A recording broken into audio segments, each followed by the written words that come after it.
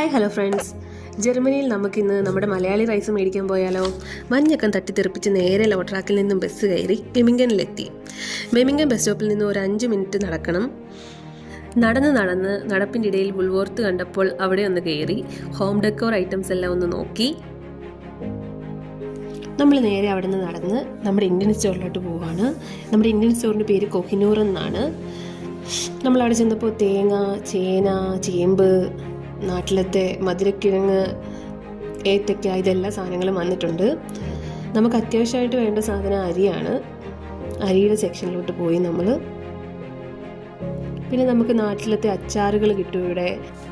പച്ചക്കറിയുടെ സെക്ഷനിൽ നോക്കിയപ്പോൾ പാവയ്ക്ക ഉണ്ടായിരുന്നു, വെണ്ടയ്ക്ക, പിന്നെ കരിയാപ്പില മേടിച്ചു ഞങ്ങൾ. പിന്നെ നീളമുള്ള പയറുണ്ട്, പക്ഷേ അതിന് നല്ല റേറ്റാണ്.